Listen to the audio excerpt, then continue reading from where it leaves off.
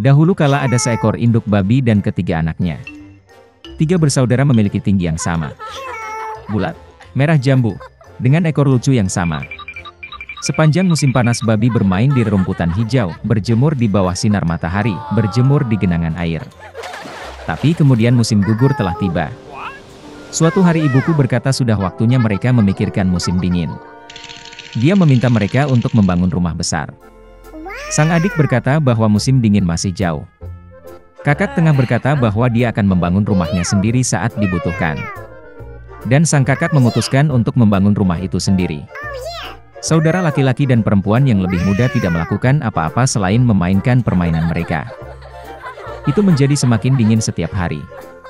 Sang adik memutuskan untuk membangun rumah dari jerami.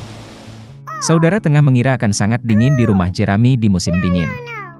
Dia memutuskan untuk membangun rumah dari ranting dan ranting. Menjelang malam perumahan mereka sudah siap.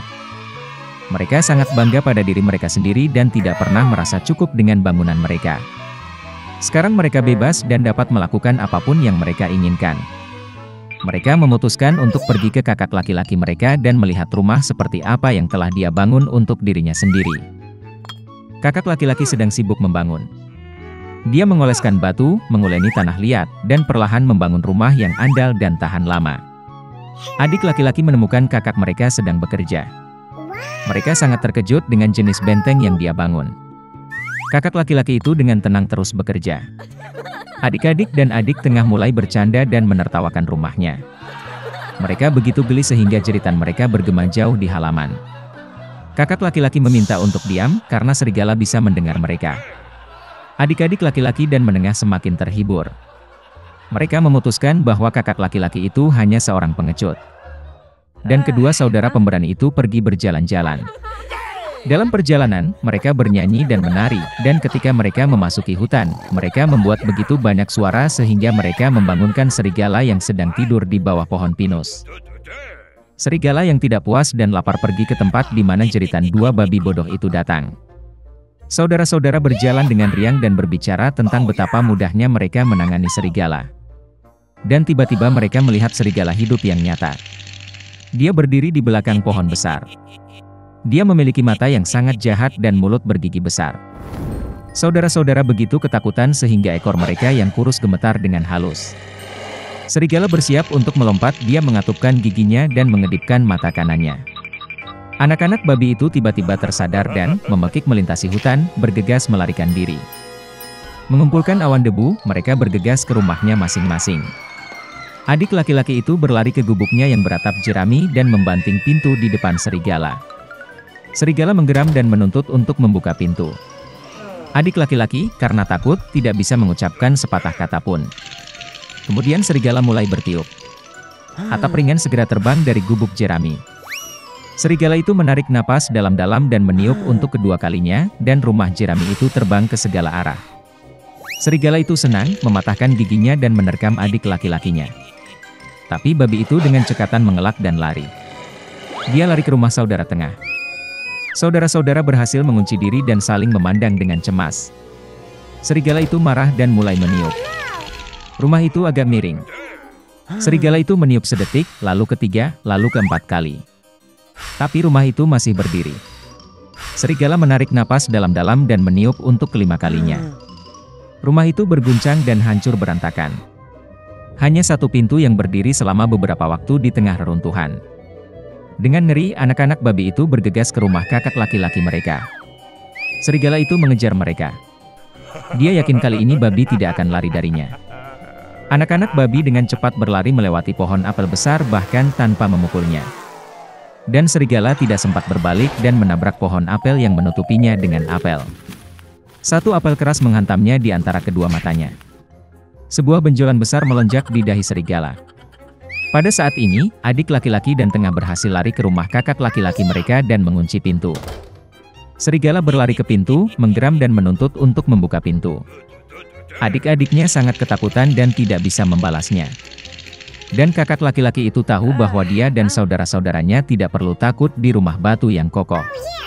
Kemudian serigala menghirup lebih banyak udara dan meniup secepat yang dia bisa. Tapi tidak peduli seberapa banyak itu meledak, tidak ada satu batu pun yang bergerak. Dan kemudian dia melihat ke atas dan melihat cerobong asap besar dan lebar di atap. Dia dengan hati-hati naik ke atap dan mulai turun dari pipa. Babi mendengar suara gemerisik. Kakak laki-laki itu segera menebak apa yang terjadi. Dia segera bergegas ke kuali, tempat air mendidih, dan membuka tutupnya. Serigala itu turun dari pipa dan langsung jatuh ke dalam kuali. Matanya membelalak ke dahinya. Serigala yang tersiram air panas terbang dengan raungan liar, dan bergegas ke hutan. Dan ketiga babi kecil itu menjaganya dan senang karena mereka dengan cerdik telah memberi pelajaran kepada perampok jahat itu. Sejak saat itu, saudara-saudara dan ibu mereka mulai hidup bersama di bawah satu atap. Suatu ketika ada seorang tukang giling bersama putrinya yang cantik. Dia benar-benar ingin menjadi kaya, jadi dia tidak melakukan apapun selain berbohong kepada orang lain. Orang-orang tidak menyukai ini, dan mereka mengeluh tentang penggilingan itu kepada Raja Muda. Raja memutuskan untuk memberi pelajaran kepada tukang giling, dan memanggilnya ke kastil. Memperkenalkan dirinya kepada Raja, tukang giling itu bercerita tentang putrinya yang cantik. Dia berbohong bahwa dia tahu bagaimana mengubah jerami menjadi benang emas. Raja meminta putri tukang giling untuk datang ke kastil keesokan harinya dan menunjukkan kemampuannya kepada semua orang. Ketika sang ayah memberitahu putrinya tentang hal ini, dia sangat marah karena dia telah berbohong lagi. Keesokan harinya mereka pergi ke kastil. Raja membawa gadis itu ke sebuah ruangan di mana roda pemintal dan sekeranjang jerami disiapkan. Raja memerintahkan bahwa menjelang fajar semua jerami berubah menjadi emas, dan jika dia gagal, maka ayahnya akan dihukum karena penipuan. Gadis itu memandangi jerami dan menangis dengan getir. Tiba-tiba, ruangan itu diterangi cahaya, dan seorang pria kecil muncul di tengahnya. Cebol bertanya mengapa dia menangis. Gadis itu menceritakan semuanya. Pria kecil itu menawarkan bantuan, tetapi sebagai gantinya dia meminta kalung yang digantung di leher gadis itu. Dia setuju. Dan kurcaci itu mulai bekerja. Begitu dia mengubah semua jerami menjadi emas, pria kecil itu menghilang tiba-tiba saat dia muncul. Pagi telah tiba. Raja memasuki ruangan dan kagum dengan apa yang dilihatnya. Gadis itu senang. Tapi alih-alih membiarkannya pergi, Raja membawa lebih banyak jerami. Dia memerintahkan untuk mengubahnya menjadi emas pada pagi hari. Gadis itu mulai menangis lagi. Tapi kemudian kurcaci itu muncul di hadapannya lagi. Kali ini dia meminta dengan imbalan cincin berharga yang diberikan ibunya kepada gadis itu. Kurcaci mengambil cincin itu dan mulai memutar jerami. Pagi harinya, keranjang itu penuh dengan emas. Ketika Raja memasuki ruangan, dia sangat senang. Tapi bukannya melepaskan gadis itu, kali ini dia mengisi seluruh ruangan dengan jerami. Raja memerintahkan semua jerami menjadi emas saat fajar. Sebagai imbalannya, dia berjanji untuk mengampuni ayahnya dan menjadikannya ratu. Begitu Raja meninggalkan ruangan, kurcaci itu muncul lagi. Tapi kali ini, gadis itu tidak bisa memberikan apapun padanya. Dan kemudian pria kecil itu berkata bahwa dia akan mengubah jerami menjadi emas jika sebagai imbalannya ratu masa depan akan memberikan anaknya yang akan lahir. Gadis itu tidak melihat jalan keluar lain, dan karena itu menerima tawarannya. Ketika pagi tiba, Raja melihat emas dan sangat bahagia. Kali ini dia menepati janjinya. Dia membebaskan ayah gadis itu dan menjadikannya istrinya. Jadi putri tukang giling menjadi ratu. Setelah beberapa saat, anaknya lahir.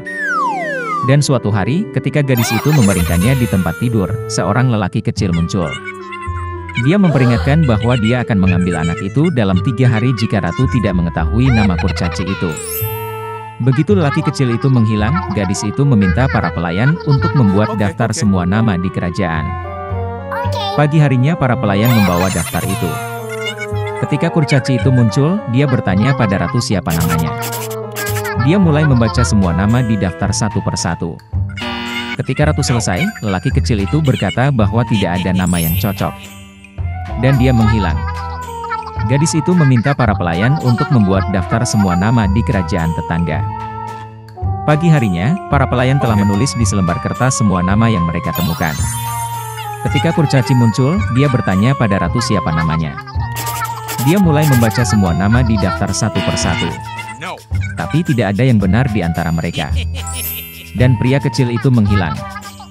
Ratu meminta para pelayan untuk mengunjungi semua negara yang dikenal dan mengumpulkan nama sebanyak mungkin. Saat fajar, seorang pelayan memberitahu ratu bahwa dia telah melihat situasi yang tidak biasa pada malam sebelumnya. Berjalan melalui hutan, dia menemukan sebuah rumah kecil. Di halaman dekat api unggun, beberapa kurcaci menyanyikan lagu yang besok anak ratu akhirnya akan menjadi miliknya. Dan pada saat yang sama dengan riang meneriakkan namanya. Namanya Rumpelstiltskin. Saat pagi tiba, kurcaci itu muncul lagi. Dia bertanya pada ratu siapa namanya. Gadis itu berpura-pura tidak tahu namanya dan mulai membaca nama-nama dari daftar. Dengan setiap jawaban baru yang salah dari ratu, lelaki kecil itu menjadi semakin bersukacita. Akhirnya, gadis itu menyebut namanya. Dan pada saat yang sama, tanah di bawah kaki kurcaci itu bergerak, dan dia jatuh ke dalam lubang yang sangat besar. Jadi ratu menyingkirkan pria kecil yang tamak itu. Kemudian, dia memberitahu raja tentang segalanya.